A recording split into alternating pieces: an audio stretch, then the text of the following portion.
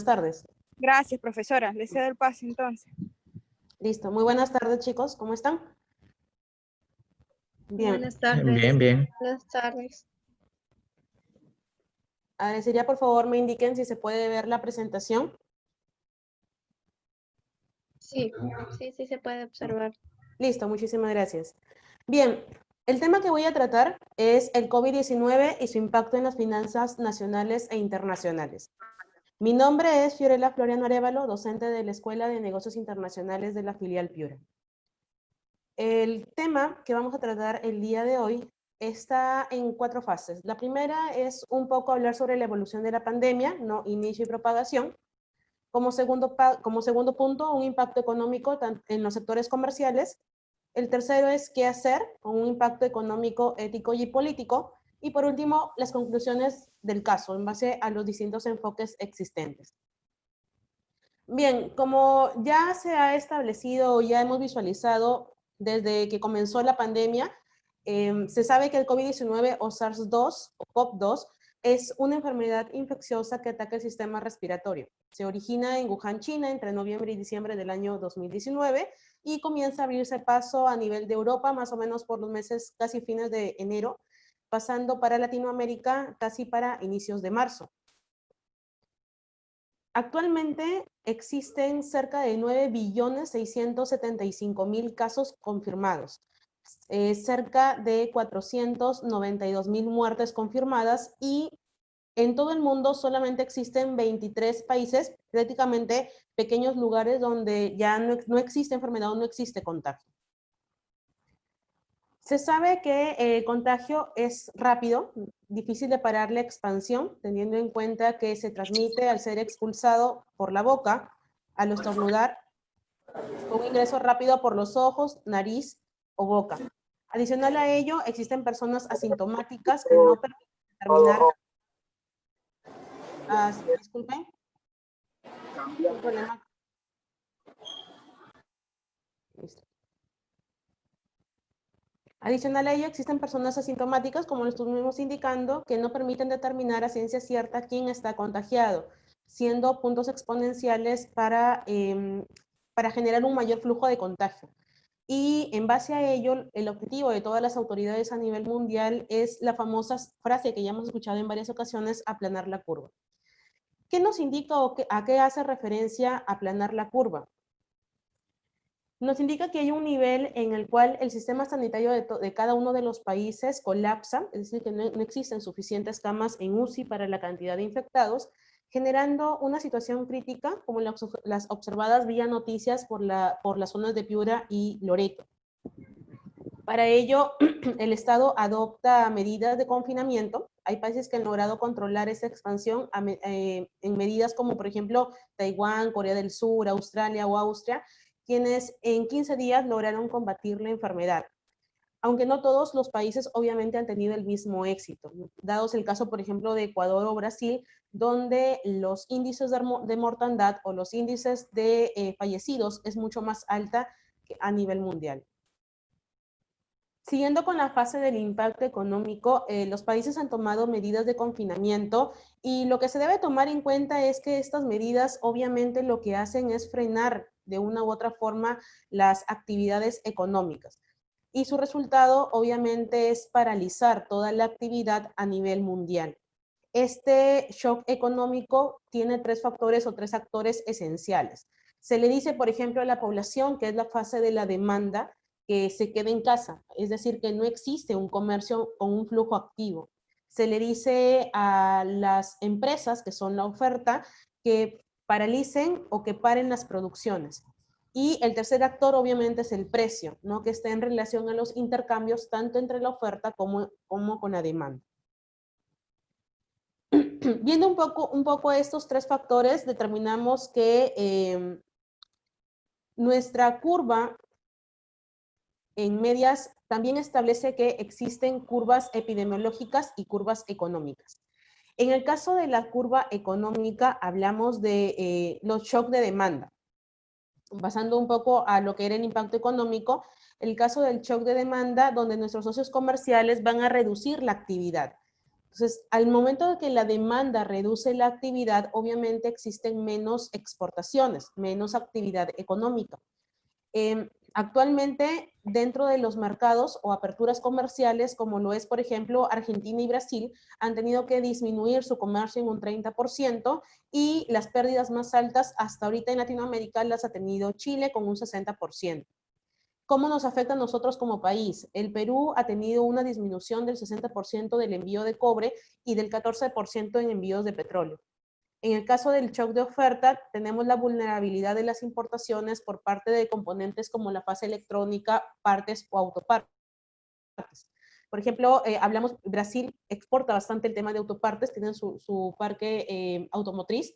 Tenemos la fase de farmacéuticos o textiles por los países, por ejemplo, como Argentina y Perú. Y a esto también implica el cierre de las fronteras, no solamente para el tema de flujo de turistas, no solamente hablamos de cierres para personas, sino que estos cierres también de una u otra forma retrasan el envío de las mercancías a nivel internacional. También tenemos el shock en términos de intercambio, dependiendo del tipo de commodities que exportamos o importamos, obviamente afecta también a los distintos países de manera diferente. Relacionando el shock de la demanda mundial, que ya está visible actualmente en los mercados. Todo el mundo ha escuchado hablar de la disminución, por ejemplo, en el precio del petróleo, que ha caído un 28%, en el hierro un 8% y en el cobre un 6%. Ya hemos visualizado también, como estamos indicando, que existen dos curvas. La epidemiológica es la que todos conocemos, ¿no? Y la curva económica, que es en empresas, o es en base al comercio. Ahí tenemos los shocks generales, ¿no? Tenemos que la demanda tiene un impacto sobre los volúmenes exportados, la integración comercial, aperturas de las economías y los efectos sectoriales. Los efectos obviamente van a depender de los distintos sectores de la economía en la que nos encontremos. En el caso de la oferta, el impacto de la cadena de suministros, cómo estamos remitiendo o recibiendo los distintos tipos de productos, la vulnerabilidad de las importaciones de partes y componentes, y por parte de los precios, el impacto en los mercados y los commodities. Ahora, ¿qué tan expuesta está la economía? Como visualizamos en el cuadro que está en pantalla, la apertura económica genera de que cada uno de los países, mientras más aperturados sean, tienen un mayor impacto en cuanto a la crisis económica. Adicional a ello, en las líneas color naranja se puede hablar o se puede indicar la incidencia de commodities en exportación, que tanto un país depende, por ejemplo, y con la línea amarilla que tanto un país tiene implicancia en cuanto a las importaciones. Si visualizamos, por ejemplo, mercados como Honduras, Nicaragua y México, tienen mayor apertura comercial. Ellos dependen bastante de sus comercios internacionales. En el caso de Brasil, si bien es cierto, tiene menor apertura porque ellos trabajan bastante el tema de sus materias primas y transformación, tienen también una alta incidencia en las importaciones. Nosotros como Perú nos encontramos casi en medio, ya que nosotros trabajamos una fase de apertura económica y también tanto nuestras importaciones como nuestras exportaciones trabajan a la par. Ecuador genera una mayor cantidad de exportaciones, por ende, al generar cierre de mercados, no solamente en la fase de producción, sino que de una u otra forma también implica las materias primas. En nuestro país, o como se puede visualizar, el comercio en la fase peruana, tenemos que en la evolución de las exportaciones, nuestro país ha caído en un 22.3% en relación al año 2019.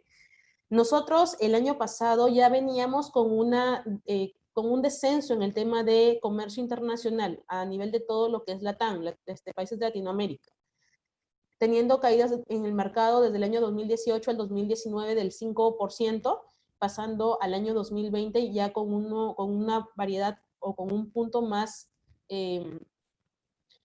acentuado, ¿no? Un 22.3%.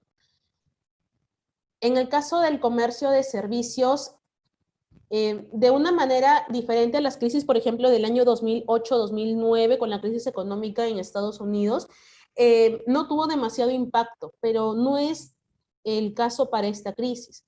Para este año, con la nueva crisis, el sector de servicios ha impactado bastante, por ejemplo, en el sector turismo, que se ve afectado por el cierre directamente de fronteras. No existen actualmente viajes realizados o viajes a futuro. Aún no se plantea ir a otros países por el mismo riesgo de contagio.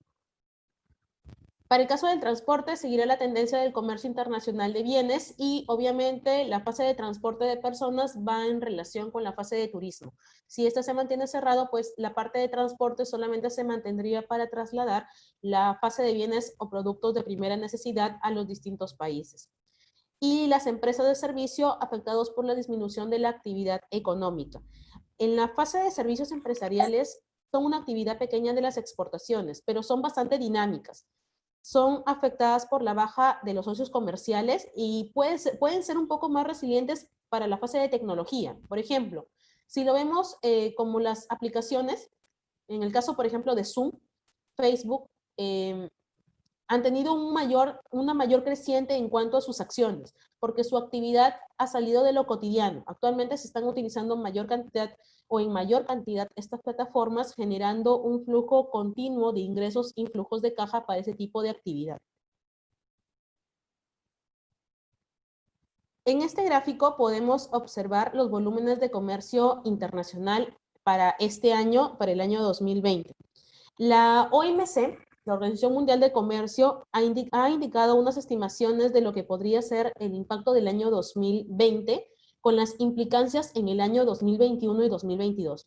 Si ustedes visualizan, la curva que está en color plomo es la tendencia que regularmente viene generándose en los mercados. La curva amarilla, no sé si podrían visualizarla, entre la curva azul, verde y roja, tenemos una tendencia a la alza, ¿no? Manteníamos siempre un flujo constante de ingresos. Tenemos también la curva de comercio, la de color azul, ¿no? Que ya para el año 2000, terminando el año 2019, cuando se inicia el tema del brote, pasando para el año 2020, se pueden generar dos escenarios. La curva de color rojo nos habla de un escenario pesimista. ¿Qué pasaría, por ejemplo, si se extendiera el confinamiento? ¿Qué pasaría si se extiende las medidas de contención, ¿no? ¿Qué pasaría con los países si estos dejan de salir y dejan de activar la economía? Y en el caso de la línea verde, tendríamos una hipótesis un poco más optimista en cuanto a cómo nos podríamos levantar después de la epidemia y después de la contención, ¿no? Ya que para poder generar flujos económicos, obviamente un país tiene que mantener cierta actividad, la cual actualmente no está al 100%. Entonces, más o menos estamos visualizando caídas globales entre un 13% a un 32%, ¿no? En el caso, en la teoría o en la hipótesis optimista, podríamos caer un 13%. Regularmente estaría trazando a los países unos 5 o 6 años más o menos en comercio, y en el caso pesimista estamos llegando a un porcentaje de un 32%, más o menos trasladándonos ya a una diferencia de cerca de 10 a 8 años. Las caídas de las importaciones y exportaciones nos indican estos datos obviamente como unos supuestos.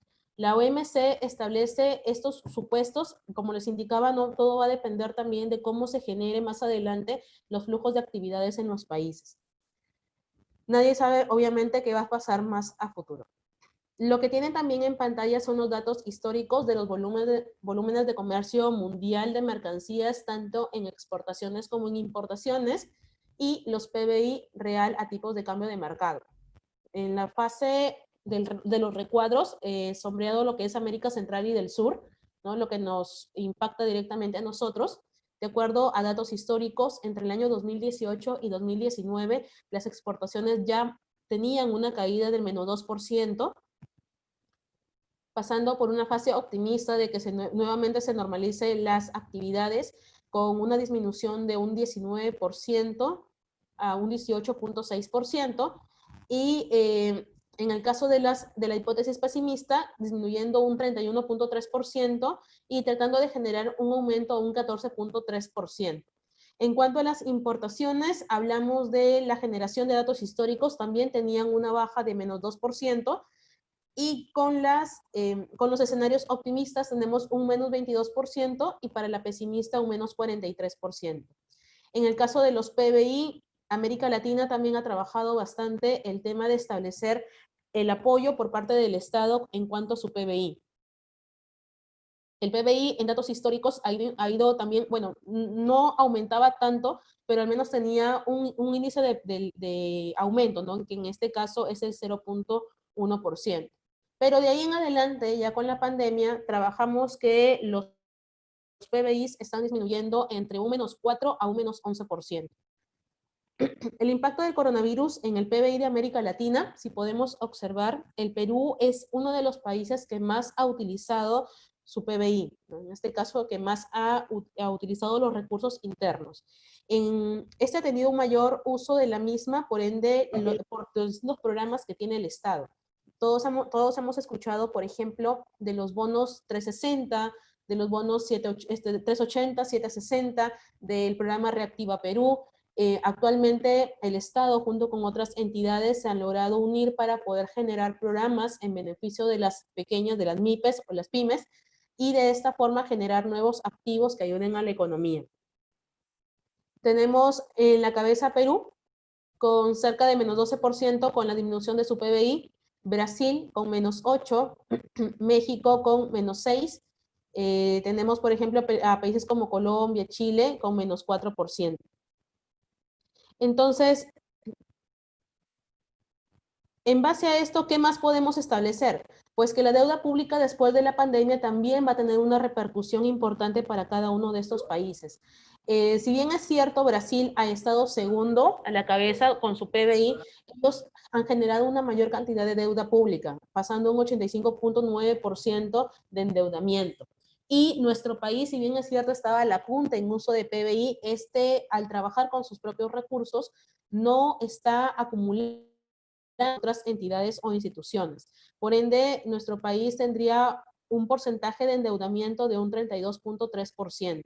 Esto es en cuanto a fuentes en relación al Banco Mundial, que es lo que ha establecido a nivel de Latinoamérica. Así pues, también las exportaciones por grupos de actividades económicas hasta abril de este año habían disminuido. En cuanto, por ejemplo, a lo que es el sector minero, estas disminuciones ascienden a cerca de 1.391.000.000 por menores embarques en lo que es el cobre y el oro. La manufactura no primaria ha caído en 283 millones de dólares, la pesca en 226 millones de dólares por ventas o por menores ventas en cuanto a lo que es harina de pescado, que es uno de nuestros productos banderas no tradicionales. De acuerdo al monitoreo de las pérdidas en ventas por COVID-19, hasta mayo, hasta el 31 de mayo, cuando se mantenían 77 días de cuarentena en nuestro país, hablábamos de pérdidas en cerca de 74.598 millones de soles. Esto acarrea obviamente en los distintos sectores económicos, agropecuarios, pesca, minería, manufactura, construcción, comercio y servicios. Sobre todo en la fase, por ejemplo, de lo que es alimentos, ¿no? Porque muchas empresas, cuando se genera el tema de los cierres comerciales, que fue de un domingo, si no me equivoco, en la quincena de marzo hacia el día lunes, muchas entidades tuvieron que cerrar de la noche a la mañana, teniendo ya producción, por ejemplo, en proceso, la cual a la larga, durante cerca de 3 meses de cuarentena, que estamos ya viviendo, obviamente este producto a la larga comienza a deteriorarse y en otros casos comienza a malograrse. Entonces, las implicancias dentro de la fase de pérdidas también son bastante importantes para las empresas, sobre todo para los pequeños comerciantes. Entonces, ¿qué hacer? Las implicancias éticas, económicas y políticas. ¿Qué hacer para salvar vidas y al mismo tiempo proteger a la economía? Si bien es cierto, no existe una respuesta fácil para cada país, ya que cada uno de ellos mantiene un tema de debates que nos pueden generar implicancias éticas, políticas y económicas. Muchos países, por ejemplo, se preguntan, ¿qué hago? ¿Qué puedo hacer para poder salvar a mi nación y qué puedo hacer para salvar a mi economía? O dejo que la economía siga su curso, es decir, que no paro mis actividades, como en el caso, por ejemplo, de Brasil, el cual se considera como el epicentro a nivel de Latinoamérica en caso de números de muertes y de contagios, debido a diversos factores. Pero el más resaltante es lo que sucedió con su presidente Jair Bolsonaro. Bolsonaro, por ejemplo, nos indicaba de que cuando recién comienza el tema de la pandemia, lo definió como una gripe leve, ¿no? Decía, todos pueden salir, no hay ningún problema, esto es solamente una pequeña gripe, a palabras del mismo Bolsonaro. Y él insistía, obviamente, que qué devastaciones o cuál sería el efecto devastador o las consecuencias económicas y para los empleos que podría tener el cierre de un país con cerca de 200 millones de habitantes y una de las primeras economías a nivel de Latinoamérica. O lo otro también que se toma es poner las medidas estrictas de confinamiento para poder disminuir los contagios, como el caso de Uruguay. Ellos generan medidas de confinamiento desde el primer día que se conoció el primer caso en su país. Cuando se establece que ya existe un primer caso, el presidente directamente cerró fronteras, cerraron negocios, cerraron actividades, cerró todo tipo de actividad que podría conglomerar personas. Este cierre también trae consigo que el Ejecutivo como el Legislativo pudieron trabajar de manera exitosa para ayudar a las medidas sanitarias. Adicional a ello, Uruguay, ¿qué hizo? Generó, por ejemplo, el Fondo del Coronavirus, que se financia con el 20% del sueldo del sector público directamente de funcionarios que ganen más de $1.800. En este grupo, por ejemplo, ingresaba el mismo presidente, su Cámara de Ministros, los congresistas, altos funcionarios del país, que nos ayuda o que dan un seguimiento a este tipo de medidas, ¿no? A este tipo de fondo que ayudó bastante también a la población. Adicional a ello, también hubo una fase de apoyo por parte de su propia población. La propia población no tuvo, por ejemplo, medidas en cuanto a estarle indicando que el confinamiento es obligatorio. Si se establecieron ciertas medidas indicando o apelando a la buena voluntad de la misma población, estableciendo cuáles eran las implicancias en otros países. Entonces, la población también fue un factor bastante fundamental para el éxito de Uruguay en evitar la propagación del virus. Y por último, su sector salud es un sector universal, uno de los muy pocos a nivel de Latinoamérica, donde las fases de uso de un sistema de salud es universal. Todos pueden o todos tienen acceso a la misma. Entonces, bajo estos enfoques, está entre salvar vidas o salvar empleos, generar, por ejemplo, actividades que frenen o destruyan la economía o salvar la economía y dejar que las personas sigan muriendo o que sigan los índices de contagios. El economista estadounidense Richard Baldwin establece que existen dos tipos de curvas como ya lo habíamos visualizado, ¿no? La curva epidemiológica, que ya habíamos indicado que es aquella que nos indica cuántos son los índices de contagio, cuántos son los números de muertes o fallecidos. Tenemos la famosa aplanamiento de la curva, lo que se quiere es no llegar a superar el tema de logística por parte del Estado o por parte de los sistemas de salud, y tenemos la curva económica, la cual obviamente irá hacia abajo porque estamos, o como indican los especialistas, estamos caminando a una recesión global. Entonces, la curva puede tener también dos formas, como la pueden visualizar, la de color rojo y la de color azul, ¿no? Que nos ayuda a visualizar cuando una economía va a generar un mayor impacto dentro de la fase de recesión a nivel de país. Entonces, en caso de la cuarentena, en caso de la paralización de actividades, la economía obviamente va a caer, las empresas van a cerrar y muchas personas podrían o ya están perdiendo sus empleos. Baldwin también nos indica que no es del todo cierto que levantar, por ejemplo, la cuarentena con el número de contagiados y muertes signifique que automáticamente la economía se reactive. Eso sería casi lógico. No porque yo levante la cuarentena indica de que mi país va a seguir con el mismo prospecto económico que tenía antes de la pandemia.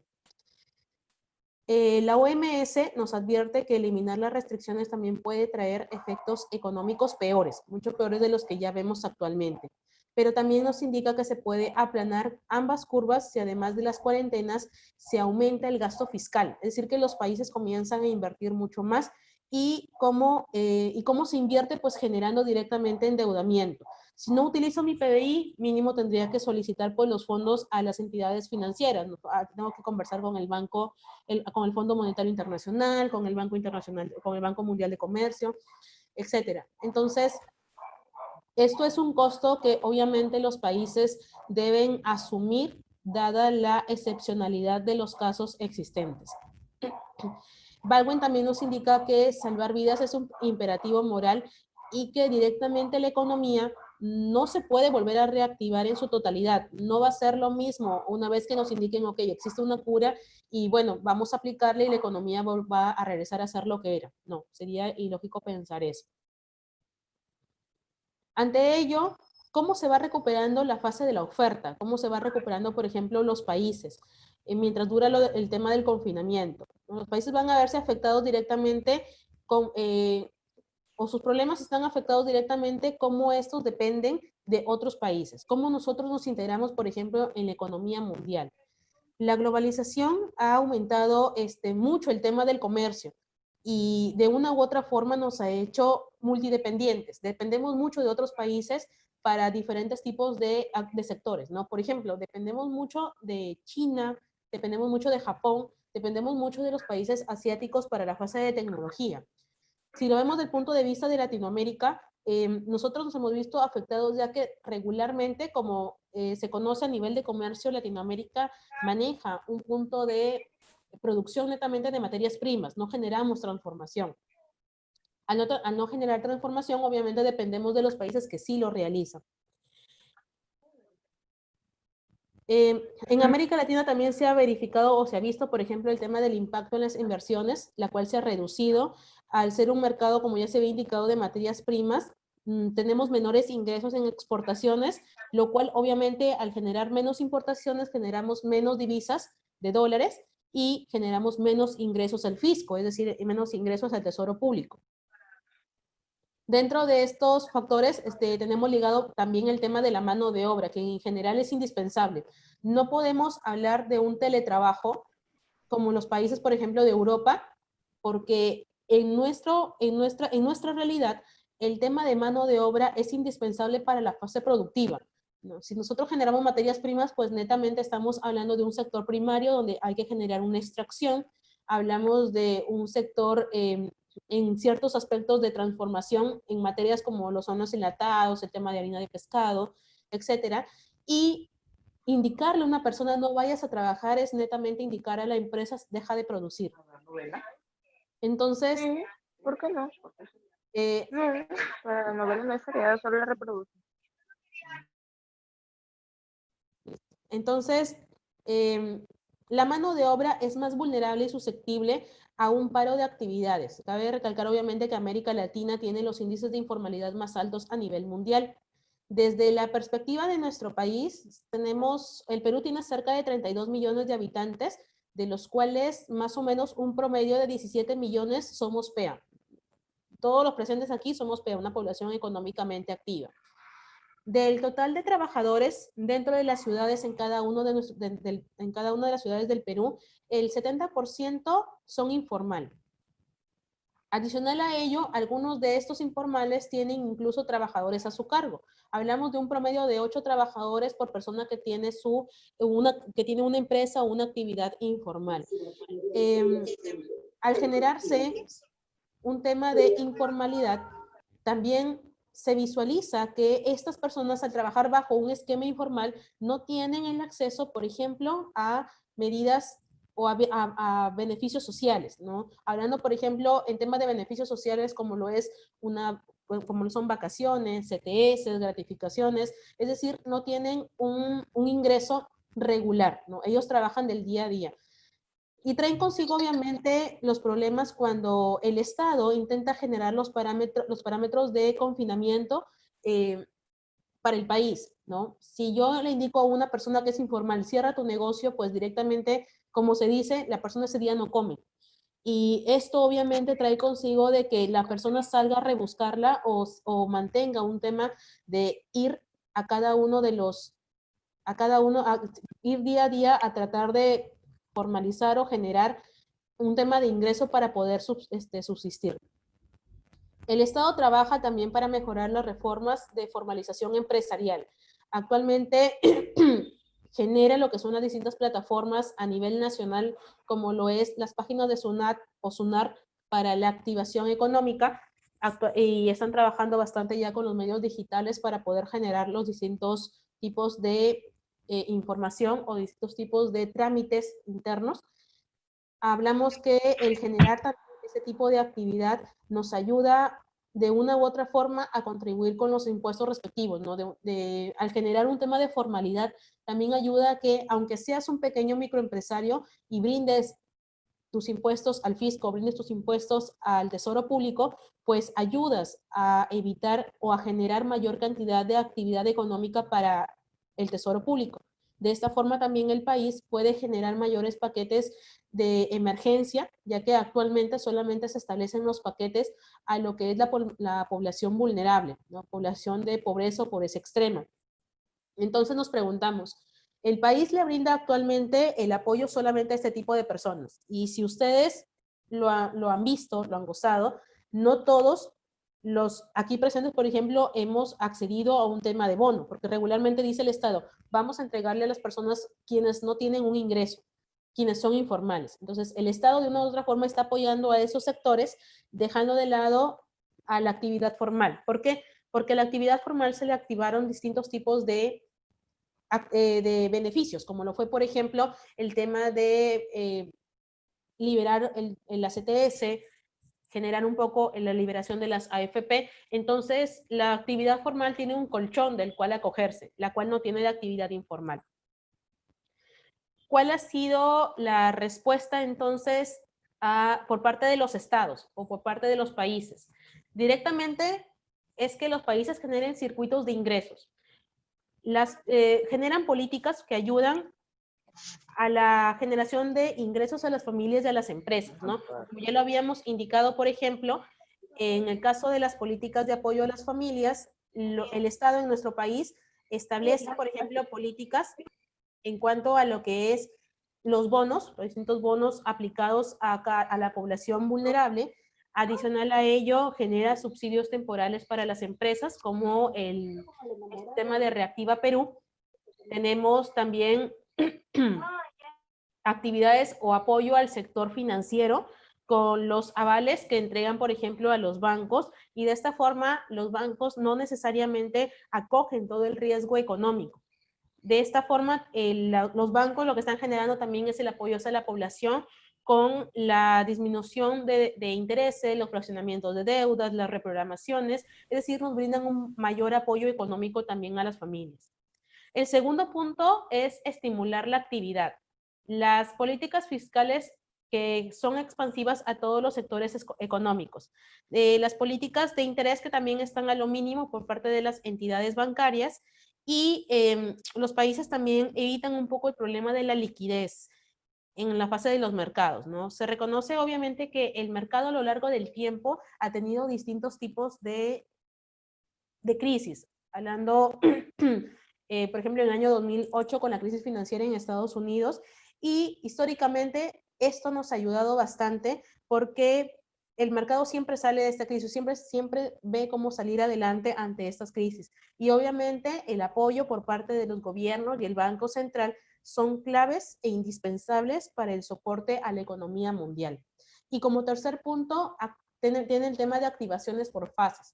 Cada uno de los países, conforme van visualizando cuál es el avance de la pandemia en su país o cómo se está mitigando, generan políticas de activación empresarial. Nuestro país inició netamente con la activación de las fases en cuanto a la producción de productos de primera necesidad o de activación económica, para que puedan generar, por ejemplo, la actividad de comercio de bienes y la fase de bancarización.